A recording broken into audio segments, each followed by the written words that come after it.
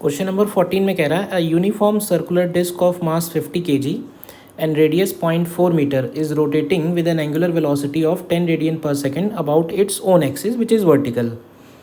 Two uniform circular rings, each of mass given a radius given a, are gently placed symmetrically on the disc in such a manner that they are touching each other along the axis of the disc and are horizontal. Assume the friction is large enough so that rings are at rest relative to the disk and the system rotates about original axis, the new angular velocity. तो देखो ये simply question angular momentum conservation का ही है. Suppose ये disc हो गया और ये डिस्क ऑलरेडी एक पर्टिकुलर एंगुलर स्पीड से रोटेट हो रहा है. इसका एंगुलर वेलोसिटी शुरू में दिया हुआ है 10 रेडियन पर सेकेंड, ठीक है. और बाद में हम क्या करने वाले हैं, अब क्योंकि इसका रेडियस 0.4 मीटर है और जो हम रिंग्स इसके ऊपर रखने वाले हैं उनका रेडियस 0.2 है, तो एक रिंग हमने इस तरह से रखी है इस साइड में और एक रिंग हमने इस तरफ रखी है इस साइड में. तो ये दो रिंग्स हमने इसके ऊपर और रखी हैं.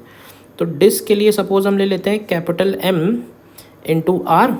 तो इन दोनों रिंग्स के लिए हो जाएगा small m into R/2 small m into R/2. तो बाद में सिस्टम का ओमेगा एज्यूम कर लेते हैं. तो हमें इसमें एंगुलर मोमेंटम कंजर्वेशन लगाना है.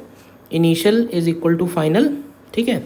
L इनिशियल में अगर हम डिस्क का लिखें सिर्फ तो बनेगा mr²/2 moment of inertia into omega not equal to, बाद में जब हम टोटल मोमेंट ऑफ इनर्शिया लिखेंगे तो डिस्क का तो mr²/2 ही रहेगा. अब रिंग के लिए देखो, रिंग के एक्सिस के अबाउट होता है mr² और उसमें ये r और ऐड होगा तो एक तरह से 2mr² होगा. लेकिन ध्यान रखना कि रेडियस इसका r/2 है तो 2mr² के हिसाब से ये बनेगा. और क्योंकि दो रिंग हैं तो इंटू 2, तो this completes moment of inertia into नया ओमेगा. तो यहाँ से देखो थोड़ा सॉल्व करना पड़ेगा.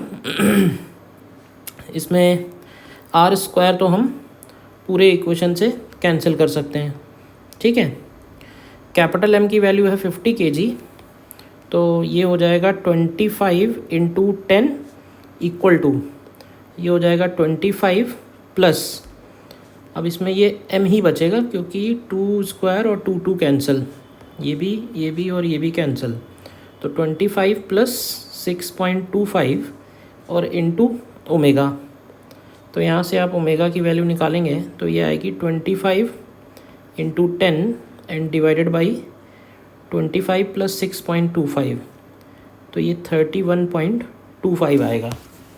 इसको अगर हम कैलकुलेट करें